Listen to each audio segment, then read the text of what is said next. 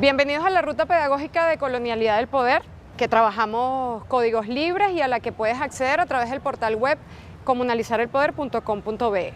En este tercer módulo entrevistaremos al pensador boliviano Juan José Bautista, ganador del Premio Libertador al Pensamiento Crítico en el 2015, quien nos invita a construir un nuevo marco categorial para pensarnos y reconocernos desde América Latina y a partir de allí plantearnos posibilidades de transformación, nuevos horizontes de sentido desde una racionalidad para la vida y que siga abonando reflexiones en este desafío de comunalizar el poder.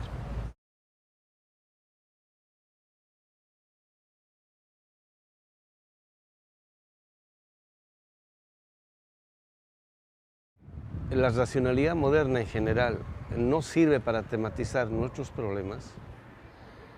Entonces el problema es cómo construir otra idea de racionalidad, ¿no? O sea, al principio el problema es muy vago, muy en general, ¿no? Entonces, ¿por dónde entrarle? Se aparece el laberinto, por dónde atacar, etcétera, etcétera, ¿no? Eso, digamos, en el caso de Dussel, y yo pertenecía en ese entonces al equipo de Dussel, en diálogo con Apple fundamentalmente, también Habermas, su escuela, todo eso. Y en ese entonces el problema era el de la racionalidad, ¿no? Era el siguiente, ¿no? Una vez que se hace la crítica al paradigma de la conciencia, que es el paradigma fundado en la certeza del individuo, del ego, digamos en la tradición de de Descartes hasta Kant, ¿no? Que había entrado en crisis durante la Segunda Guerra Mundial, entonces era cómo reconstituir una racionalidad comunitaria, ¿no? ¿Qué quería decir esto? Ya sabemos que la idea de racionalidad fundada en la certeza del individuo, en el sentido de que basta con que yo tenga claridad respecto de un problema para saber si algo es verdadero o falso, aunque el mundo esté equivocado, ¿no? Esa es la certeza, es el absolutismo de la subjetividad egocéntrica del sujeto moderno, ¿no? Por decir, digamos, los del primer mundo piensan que todos los del tercer mundo son atrasados bárbaros. O sea, no existe explicación, argumento que pueda cuestionarles eso. Con que ellos lleguen a esa certeza, ya lo hicieron. Eso quiere decir. Entonces, esa idea entró en crisis en la Segunda Guerra Mundial. Entonces, el problema era cómo reconstituir una racionalidad, ¿no? Más amplia, más comprensiva, que permitiera superar esa crisis, ¿no? Entonces viene la idea de la racionalidad comunicativa, en el sentido de que ¿qué es racional? ¿Lo que es lógico y correcto para mí o para todos, ¿no? Entonces ahí surge por primera vez la tematización del ámbito de lo comunitario como constitutivo de lo individual. O sea, antes de que yo tenga ideas respecto de lo que sea, cualquier cosa, primero existe una comunidad de comunicación que a través del lenguaje constituye cierto tipo de certezas de las cuales un individuo toma conciencia después, ¿no? Es así como funciona. No es al revés, no es que se le ocurre a un genio una idea y a partir de eso lo difunde y el resto toma conciencia, no es así. Esa es la idea del paradigma de la conciencia. Una idea se le ocurre a un genio y después de eso la difunde y el resto, digamos, ya comprende, no es así, es al revés, ¿no? Aparece en un individuo o en un genio como novedoso cuando el genio individuo toma conciencia de eso, que es común a todos. Y si todos se identifican con eso, es porque ese conocimiento se corresponde con esa comunidad de comunicación. Es así como se replanteó el problema. Pero en sentido formal todavía es el modo como responde Apple Habermas al problema, ¿no? En sentido formal quiere decir lo siguiente, sin contenido, o sea, sin tomar en cuenta las especificidades que se da culturalmente en distintos espacios geográficos o geopolíticos, ¿no? Entonces ahí es donde ingresamos nosotros, ¿no? Entonces decimos, bueno, comunidad de comunicación, ¿qué comunidad de comunicación? ¿No? En primera instancia era la comunidad de comunicación del primer mundo, ¿no? Quienes comparten un horizonte cultural, por decir, Europa, Estados Unidos. Pero ¿qué pasa cuando irrumpe alguien desde fuera, en este caso de la exterioridad, de esta comunidad de comunicación y dice, no estoy de acuerdo con todo eso? Sí, ¿qué pasa con todo eso? Ese acto es racional. En principio parecía como irracional. ¿Por qué? Porque no tiene un argumento construido, desarrollado. Entonces ahí es cuando ingresa nuestra temática, nuestra problemática. ¿Por qué? Desde que llegan aquí los españoles, los europeos, destruyen todas nuestras instituciones pedagógicas, las hacen pedazos. Y el tipo de conocimiento que habían producido, ¿no?, los pueblos originarios era muy, pero muy sofisticado.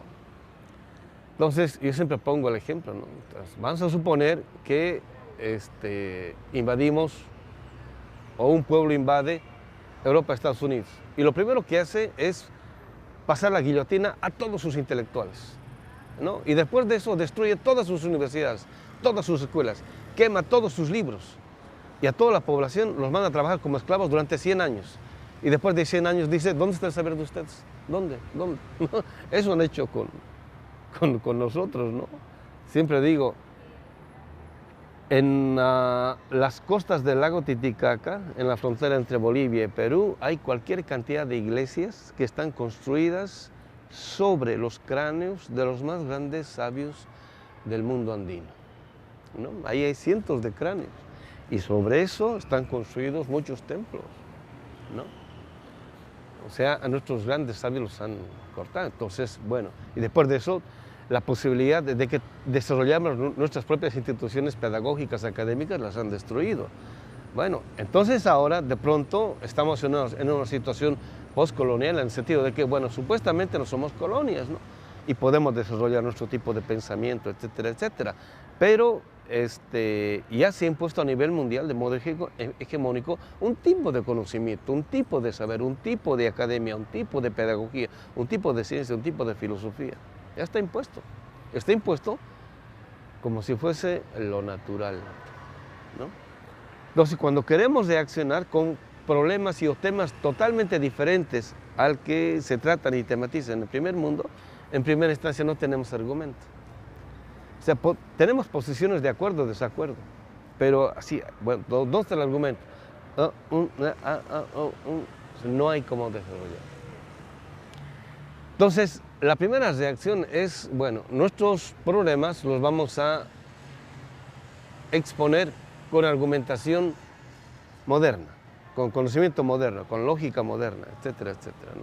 Entonces, ya no vamos a estudiar Europa, Estados Unidos, vamos a estudiar lo nuestro, pero con el mismo tipo de lógica y argumentación de Europa, Estados Unidos. Eso es fracaso.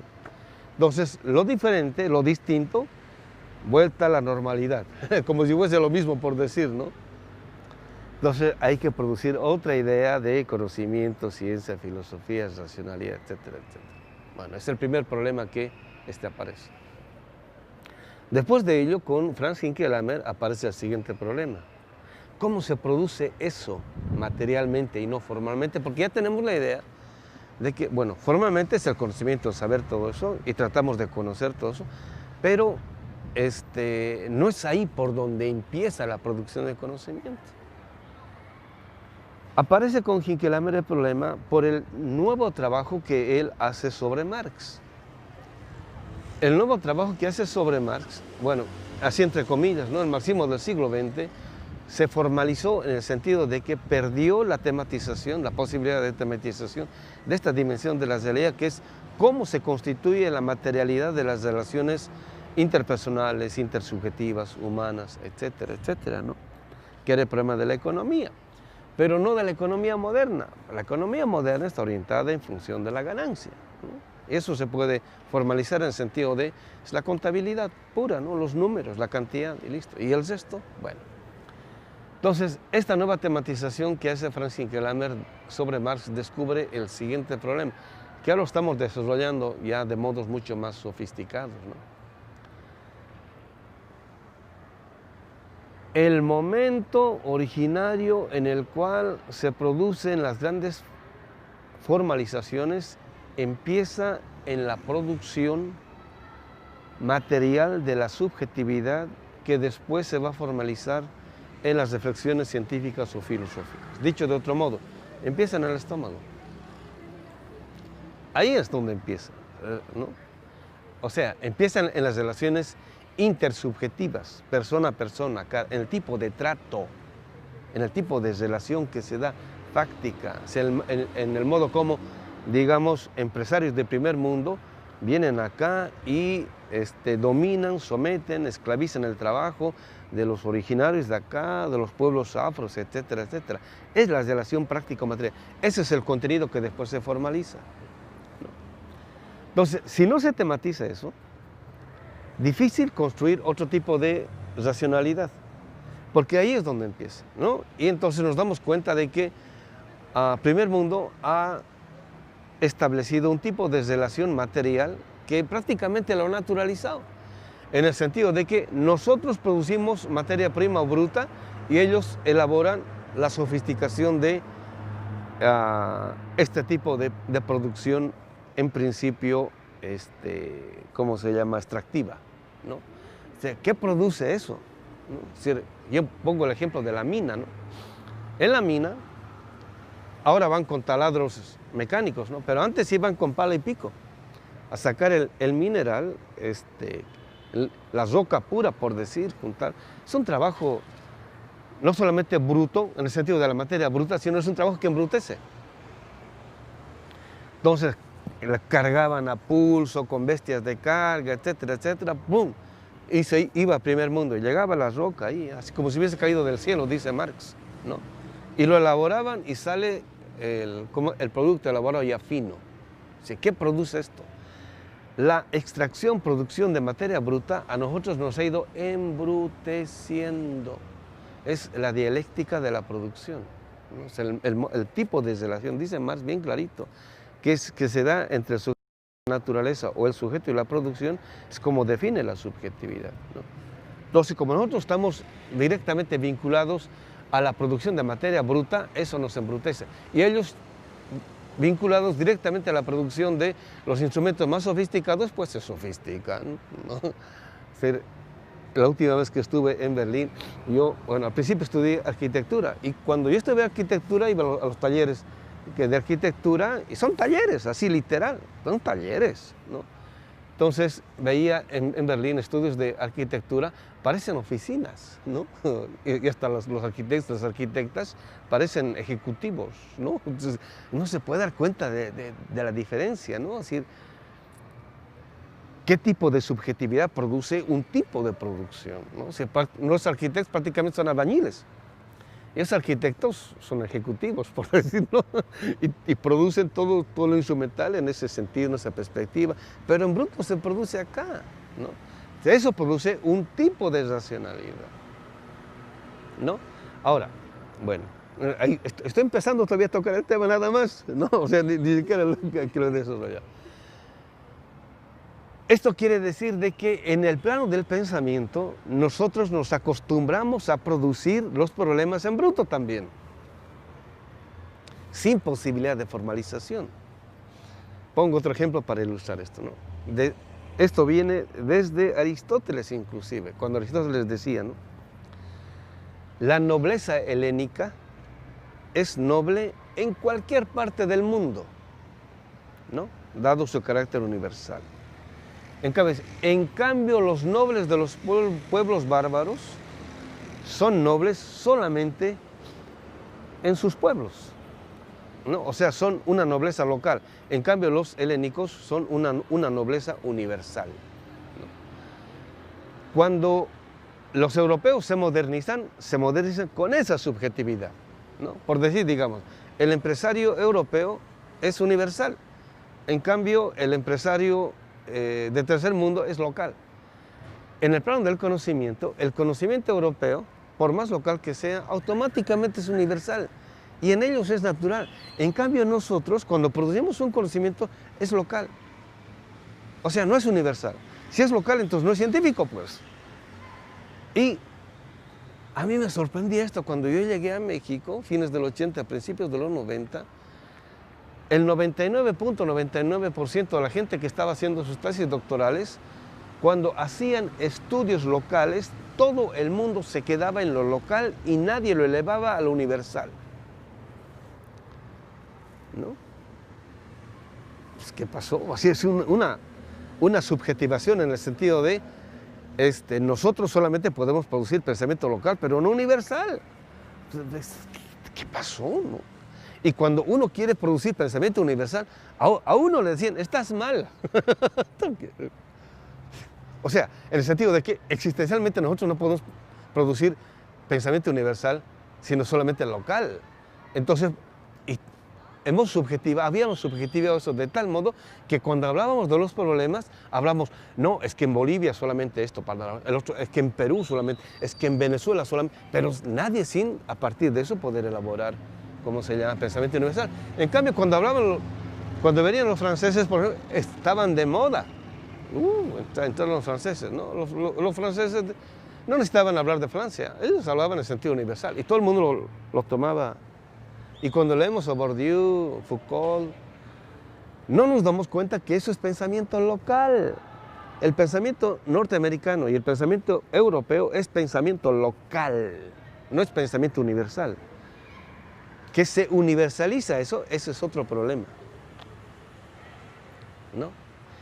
Todo pensamiento local se puede universalizar, todo, absolutamente todo. Y en última instancia, cuando el ser humano piensa en sentido radical, tiene una legítima pretensión de universalidad. Si lo desarrollamos eso o no, ese es otro problema. Entonces, bueno, ¿por qué? Entonces, tenía que ver con el ámbito de la producción de la subjetividad, y eso inmediatamente nos remitió al problema de la producción de la vida. O sea, ¿qué tipo de vida producíamos y qué tipo de forma de vida se produce en Estados Unidos? Entonces ahí inmediatamente descubrimos, ¿no? Esa vida es a costa de la nuestra, esa forma de vida es la negación de eso. Y querer optar por esa forma de vida, por esa forma de pensamiento, implicaba negar no solamente nuestras formas de vida, sino nuestro tipo de pensamiento. Ya está. O sea, es increíble, vía Marx llegamos a eso. O sea, no vía pueblos originarios, por decir, ¿no? Y evidentemente estábamos pensando problemas relativos a los pueblos originarios. Y eso empieza con el concepto de comunidad, que me voy a referir después cuando llegue al tema ¿no? Entonces, lo primero que descubrimos eran obstáculos existenciales. Ilustro de otro modo, ¿no? Yo fui alumno de Hugo Semmelmann durante mucho tiempo. Entonces, uno de los problemas que él trabajó muchísimo en México, desde mediados, fines de la década del 80, era el problema del sujeto con conciencia histórica y del sujeto que es capaz de producir, hacer, construir historia, ¿no? Entonces, al final de su vida, él decía, ¿no? Me tocó compartir con él un seminario un mes antes de que falleciera. Entonces él decía, o sea, tantos años he enseñado acá en México, he enseñado en Colombia, he enseñado en tantos lugares, he enseñado a que cómo es que los investigadores se pueden constituir, se deben constituir en sujetos, o sea, en productores de teoría, con pretensión de universalidad, todo eso, ¿no? O sea, ¿dónde están los alumnos? Y ya forma generaciones y generaciones y generaciones y generaciones, ¿no? O sea, ¿qué ha pasado? O sea, y un maestro, Dussel igual, Hinckelemmer igual, o sea, los maestros, ¿no? ¿Dónde están los alumnos? ¿No? Tuve un maestro, Eduardo Nicol, produjo una filosofía, puedo estar en desacuerdo con su vida, pero produjo una filosofía. ¿Quién de sus alumnos ha desarrollado una filosofía comparable a la suya? Nadie. O sea, esto es un problema existencial, ¿no? Que tiene que ver con la historia y con la cultura que ha producido la modernidad. Entonces, lo primero que descubrimos es que son problemas que ha producido la cultura de la modernidad. Entonces, ahora, ¿cómo nos remontamos a ello? ¿Cómo vamos más allá de ello? Bueno, de pronto, gracias a la obra de Hinckelemmer, bueno, yo siempre digo, Hinckelemmer es el Marx de este tiempo, pero nadie se da cuenta todavía, ¿no? Bueno, él dice que detrás de la producción de todo tipo de conocimiento, sea filosófico, científico, moderno, lo que sea, siempre en última instancia lo que está presupuesto es un modelo ideal, ¿no? O sea, la palabra modelo ideal es la palabra que en ciencia o filosofía se utiliza para hablar de mitos o utopías, ¿no? Entonces, en última instancia, siempre está presupuesto un mito. ¿Qué es un mito o qué es un modelo ideal? ¿No? Es una gran narrativa que le presenta a uno todo el universo con sentido, o toda la historia, o toda la realidad con tal o cual tipo de sentido. Eso quiere decir. Porque en principio querer conocer toda la realidad es imposible, ¿no? En parte la crítica de la razón pura sirve para entender que esto es finito, ¿no? Y cuando digo esto no me refiero a una mente individual, sino juntamos todos los cerebros de la humanidad, siguen siendo finitos. No podemos concebir ni conocer todo, ¿no? Entonces siempre conocemos por partes. Entonces, pero para poder conocer tal o cual parte necesitamos nosotros siempre una visión, ¿no? Lo que se llama cosmovisión, una visión de la realidad tal que nos permita orientarnos. Esa función cumplen los mitos, ¿no? En el plano de, ¿cómo se llama? La ciencia y la filosofía son los modelos ideales o principios de imposibilidad, así se les llama. Pero también, en el fondo, es un mito o una utopía, ¿no? Entonces, dice Hinkelammer, ¿no? La modernidad ha sido capaz de producir un tipo de visión de la realidad imposible de demostrar empíricamente, ¿no? O sea, ha producido sus mitos, pues. ¿No? Supuestamente estamos en la época secular, ¿no? Donde no hay mitos, supuestamente estamos superados. No, es más mítica que cualquier otra época o civilización, ya está peor, porque hay mitos de liberación y mitos de dominación. Ha producido sistemáticamente mitos de dominación y no ha producido mitos de liberación. El del Éxodo, por ejemplo, es un mito de liberación, ¿no? Y así sucesivamente. Y no es moderno, ¿no? Bueno, entonces dice, nosotros hemos quedado atrapados al interior, él dice, del marco categórico del pensamiento moderno. El marco categórico del pensamiento moderno es otra forma de decir al interior de sus mitos. ¿Listo? Y creemos en eso. Y eso está hecho exactamente para negar nuestros mitos y utopías, para ponerse en caducidad, para hacerlas aparecer como inviables, como premodernas, precapitalistas, atrasadas, del pasado, etcétera, etcétera. Entonces, dice, y porque creemos en los mitos de la modernidad, no creemos en lo propio. ¿Listo? Así de simple, ¿no? O sea, somos creyentes fidelísimos de los grandes mitos de la modernidad. Y no nos damos cuenta. ¿Por qué? Porque la modernidad, como cualquier otro horizonte mítico, argumenta. Argumenta. No es una mera creencia, no. Hay detrás de eso, hay toda una argumentación. Y eso en toda cultura o civilización. O sea, cuanto más historia tiene una cultura o civilización, es porque ha producido un sistema de argumentación tal que es capaz de sostenerse a lo largo de los milenios. No es nomás dominación, no. Eso es un mito de la modernidad, que están ahí atrasados porque nos dominan todo eso. No, son relatos esos a posteriori. No es que no hay relaciones de dominio, no estamos diciendo eso, no. Entonces, ¿cómo vamos más allá de los mitos de la modernidad? ¿No? Ahí aparece el otro tema, ¿no? Entonces, bueno, decimos, bueno, entonces, y eso tiene que ver con la política, porque es un problema teórico. Y esto que estoy diciendo es de la década del 90. En este siglo, ¿no? Aparece, bueno, empieza con el Caracazo, y después de eso aparece el proceso del compañero hermano, liderado por el compañero hermano Chávez, ¿no? Aparece lo de Bolivia, la guerra del agua, la guerra del gas, todo eso, y de pronto empieza a aparecer un tipo de política distinta al tipo de política que había aparecido durante el siglo XX, ¿no? En el siglo XX el tipo de política estaba liderada por los obreros.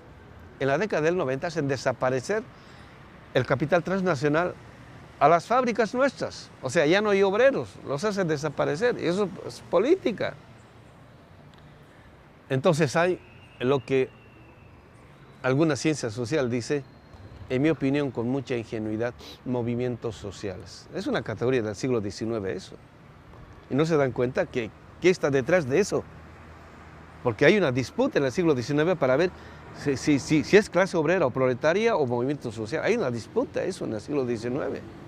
En el siglo XX retrotraen todo eso y le dicen, ahora ya no hay clase obrera, ahora hay movimientos sociales, ¿no? Entonces, hasta tribus le dicen, ¿no? Hay unas minorías que salen aquí y allá. Bueno, junto con ello aparecen los pueblos originarios, o antes de ello aparecen los pueblos originarios, con otra concepción de la realidad, con otra forma de hacer política. Y entonces nos damos cuenta que los pueblos originarios no se perdieron hace 500 años, ni durante esos 500 años, están vivitos y coleando, no están en el museo, no son objeto de la arqueología, ni la antropología, ni la etnología, nada, son realidad viva y ahí en la política lo van mostrando. Entonces cuando vemos eso, decimos, pues ahí está.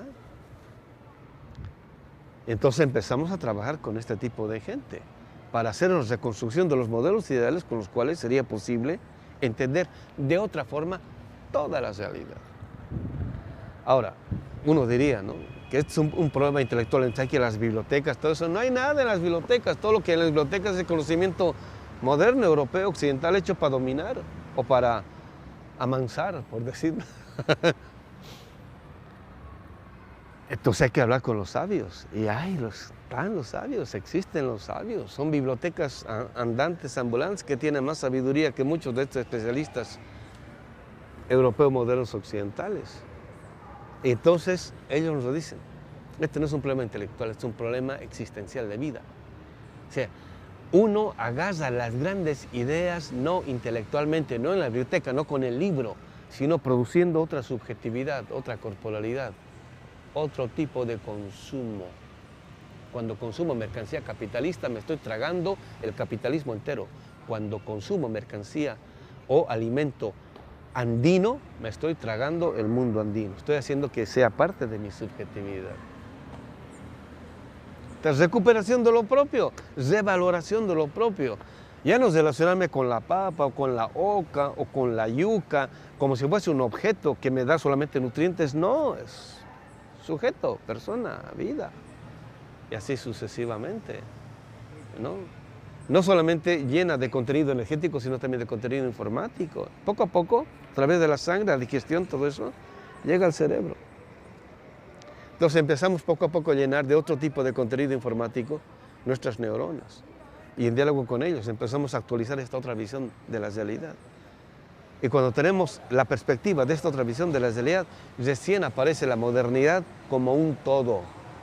Y cuando aparece la modernidad como un todo, aparece miserable, como lo peor que ha producido la humanidad a lo largo de toda su historia.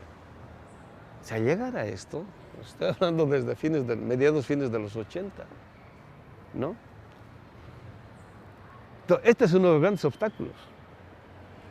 El 95%, voy a ser optimista, el 95% de la gente que está metida en los procesos nuestros de transformación y de cambio sigue pensando que esto es un problema intelectual.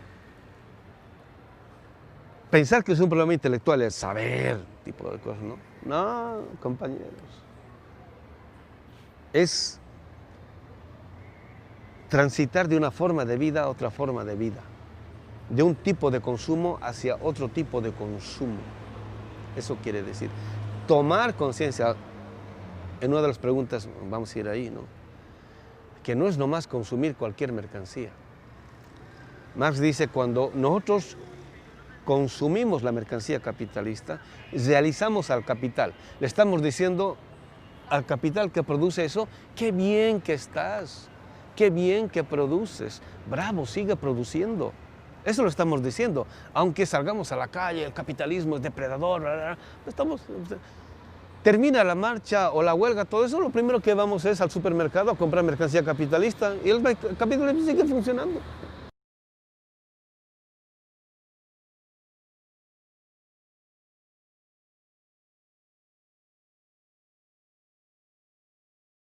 La primera vez que llegamos al tema fue en el diálogo con Apple.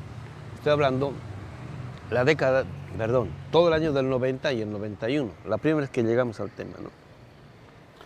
Entonces Apple llega con el tema de la comunidad de comunicación ideal, ¿no?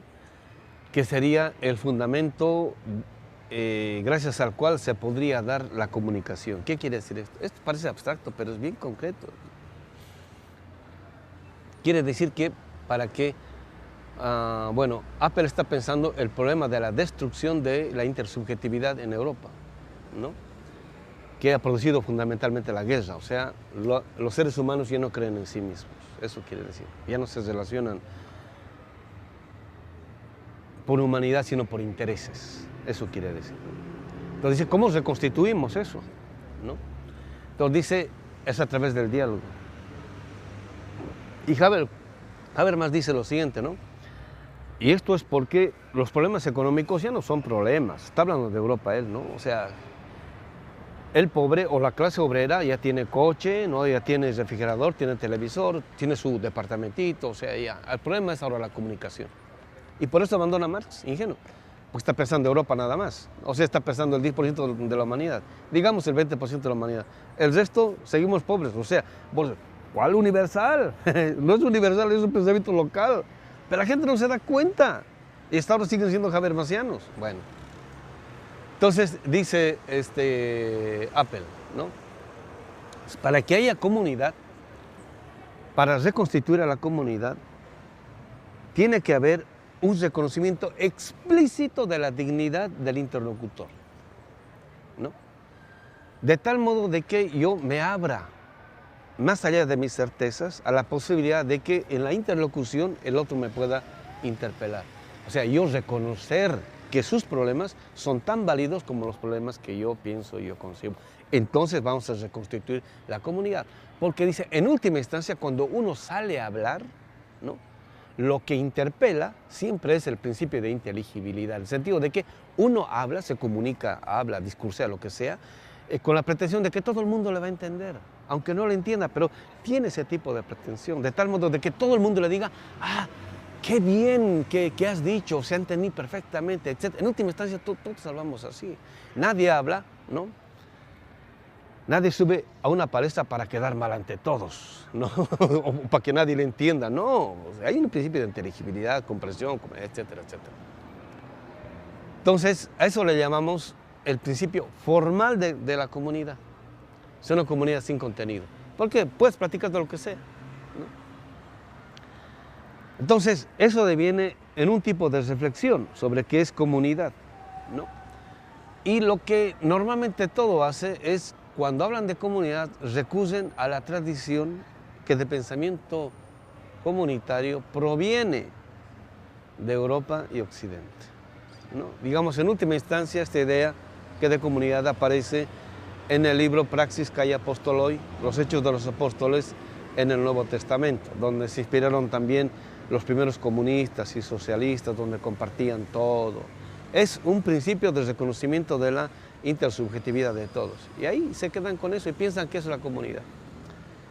¿Qué pasa cuando nosotros decimos, bueno, está bien eso para los europeos, sí, pero ¿cómo se piensa la comunidad respecto a nuestros pueblos? Y ahí es donde viene la bomba, ¿no? Estamos pensando el tema hace años y todavía no escribimos porque es dinamita pura. ¿Por qué es dinamita pura? Bueno, porque el contenido del concepto de comunidad en los pueblos originarios no alude solamente a la interrelación personal e intersubjetiva entre personas. Pensar que la comunidad se reduce a eso es una ingenuidad. Es seguir cayendo en el paradigma que la modernidad ha producido acerca de la humanidad, como si el ser humano fuese una corporalidad sin naturaleza, ¿no? El principio vida sirve para entender que nosotros sin naturaleza somos nada.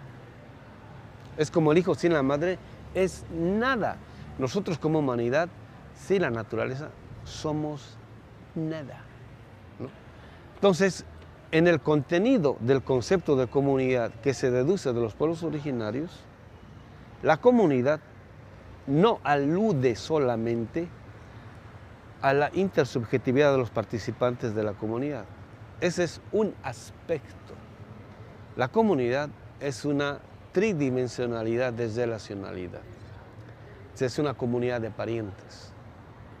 Unos son los seres humanos otros son los parientes de la naturaleza o la Pachamama, y otros son los parientes espirituales o ajayos.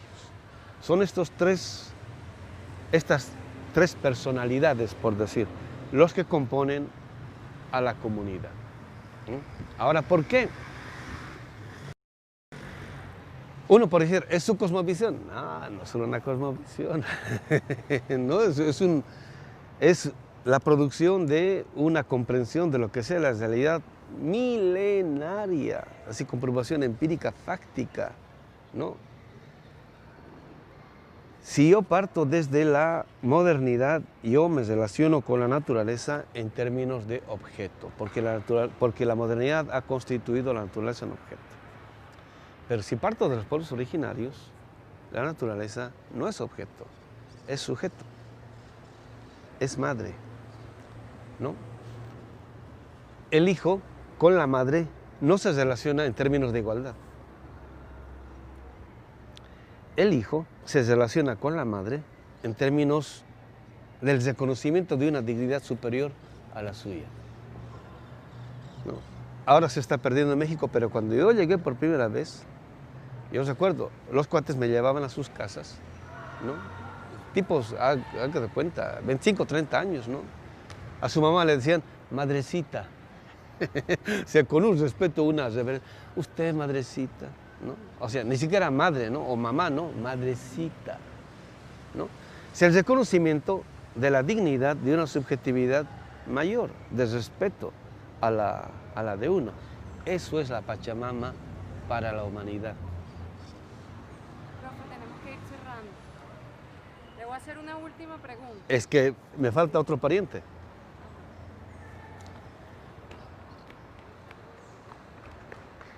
El compañero hermano Chávez, Hugo Chávez, dicen que ha muerto. Desde la perspectiva de los pueblos originarios, está vivito y coleando. Él ahora es parte de los ancestros, es la otra parte de la comunidad. Y si nosotros no los reconocemos, o sea, los únicos que han dado la vida por un país o cultura como este, no es Chávez. Hay mucha gente, esos están vivos, pero no de ahora, no de hace 200 años, sino de hace milenios. Y los hemos olvidado, y por eso nos han ganado los europeos. Bueno.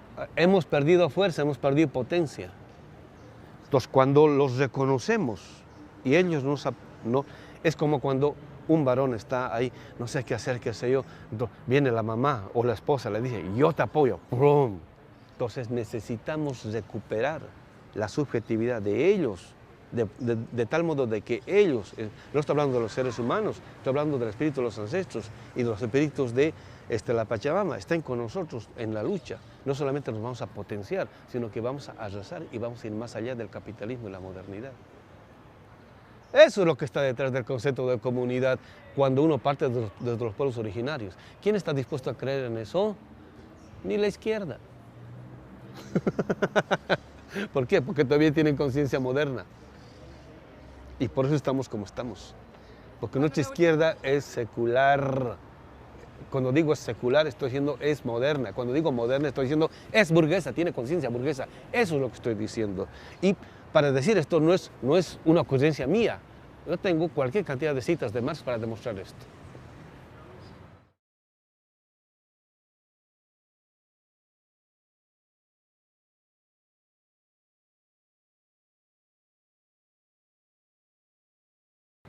En las izquierdas hoy en América Latina, el tipo de política que se deduce es el tipo de política que se ha producido en la modernidad. Esa política está hecha para que ganen siempre los ricos, los poderosos, los que se han apropiado de los medios masivos de producción, consumo, la prensa, etcétera, etcétera. No está hecha para que el pueblo gane. Por eso el pueblo tiene que producir otra idea, otro concepto de política. Pero para producir eso, necesita producir otra idea de economía. Pero para producir eso, necesita producir otra visión de la realidad. Y no tenemos que inventárnosla. Está ahí, está en el pueblo, ¿no? Convivimos con eso. Lo único que tenemos que hacer es, bueno, empezar a hacer el giro hacia lo que siempre negamos. Y eso tiene que aparecer en la constitución política del Estado. Y la constitución política del Estado tiene que amparar eso para hacer viable y factible no solamente esta otra visión, sino también esta otra política, esta otra economía. O sea, estamos todavía en los albores de una nueva idea de Estado con una constitución que haga visible esto que la modernidad siempre ha hecho invisible. Y por eso perdemos.